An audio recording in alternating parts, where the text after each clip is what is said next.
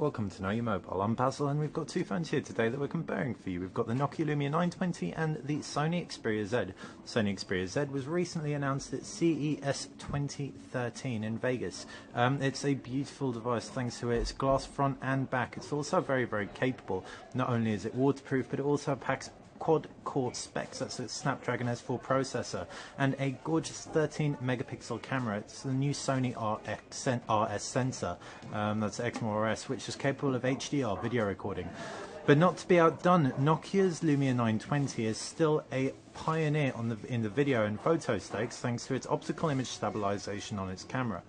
We're going to give you a quick comparison of the two devices to show you exactly how they spec up against one another.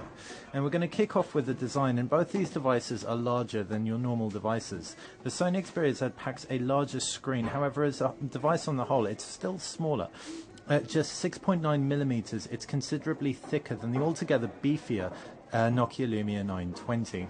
On the front of both devices are the fascia. There are on-screen buttons on the Lumia 920, whereas the on the Sony Xperia Z, whereas the Lumia 920 packs 3 capacitive buttons below the 4.5-inch display, in contrast to the 5-inch display on the Sony Xperia Z.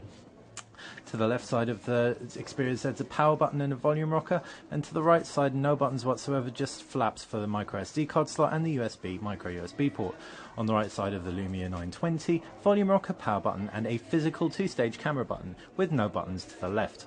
Up at the top, both devices have a 3.5mm headphone jack with a micro SIM card slot on the Lumia 920. Down below, and there are no ports on the Sony Xperia Z, whereas the Lumia 920 has its micro USB port there. Flipping the devices round and you've got the predictable cameras and flashes. All in all, both phones feel really nice in the hand in their own way. The Nokia Lumia 920 is much more curvaceous and is pretty forgiving, bar the sharp corners which dig into the hand a little bit. Without such sharp corners, but a much more angular feel overall.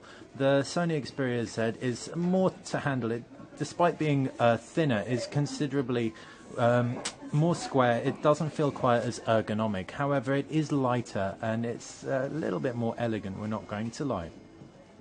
As far as the screens go, both these devices pack the same screen tech, and that's LCD displays. The Sony Xperia Z's Full HD, whereas the Lumia 920 720p.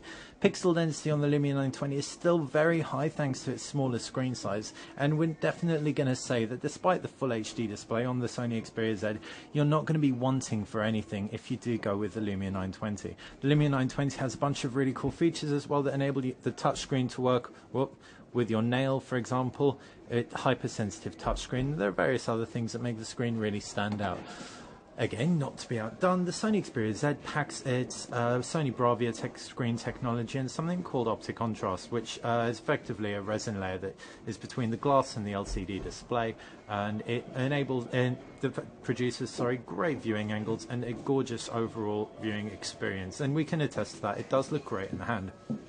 Onto the operating systems, and both of these phones pack extremely different OSs. You've got Windows Phone 8 on the Nokia Lumia 920. This is the newest version from Microsoft, and it's quite tapered in terms of its functionality thanks to the lack of app support. There are some key apps, don't get us wrong, there's WhatsApp, Facebook, Twitter, all that stuff, but you're definitely going to be wanting, if you're used to the Instagram, Pinterest, all that stuff available on Android and iOS. So there you go, that's major differences in terms of app support between the two. The Lumia 920 just can't compete with the Xperia Z and its Android on board.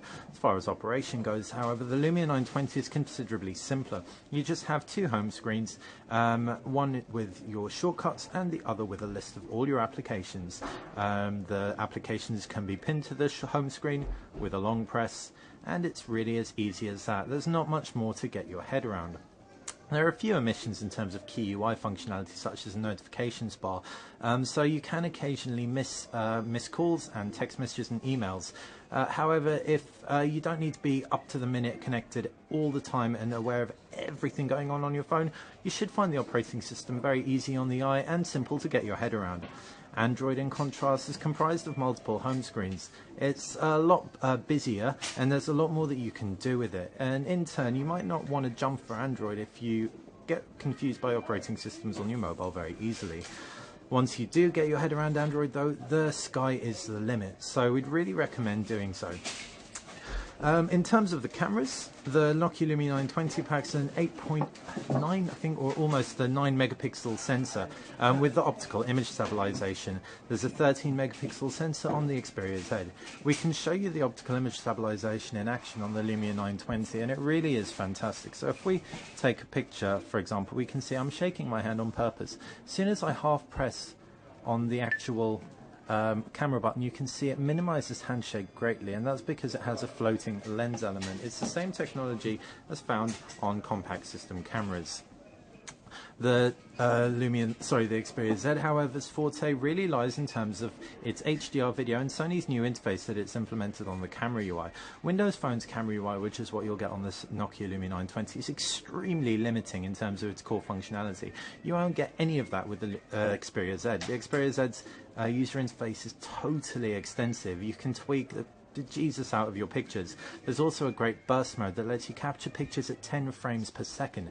That's phenomenal. It competes with SLRs at the resolution that we're talking about. What you can also find on the Sony Xperia Z camera is HDR video. HDR video is is when you record 3 scenes, one one at a higher exposure, one at a lower exposure, then it composites them together. What this results in is a more broad tonal shot. So HDR video is very memory and processor intensive, and it takes a Sony Xperia Z sensor to do it. It makes the video look great and perfect for all situations, including backlit situations. So they're the key differences in terms of the cameras. Moving on to the final part, and that is processor, and the Sony Xperia Z wins out hands down thanks to the quad-core Qualcomm Snapdragon S4. There's a dual-core S4 in the Nokia Lumia 920, and with Windows Phone 8 being a very efficient operating system, we're going to throw it out there that you're probably, well, almost definitely not going to experience any slowdown on it. But if you want that 3D gaming, if you want all that power in your phone to really show off what it can do, then it's the Xperia Z all the way. So it's been a comparison between the Sony Xperia Z and the Nokia Lumia 920. The Sony Xperia Z's forte is really D-line, its operating system. It is weatherproofed as well, by the way, we didn't mention that. So it's submergible in water for up to 30 minutes at 1 meter. It's also got a great camera UI, which is totally malleable. The Nokia Lumia 920, in contrast with its unibody design, it's much more stylized and stand out. It's a bit bulky, we're not going to lie. But if you can deal with it and you want the optical image stabilization, which is going to be perfect for low light shooting, then the Lumia 920 is really the only phone on the market to offer that. Thanks for watching Know Your Mobile.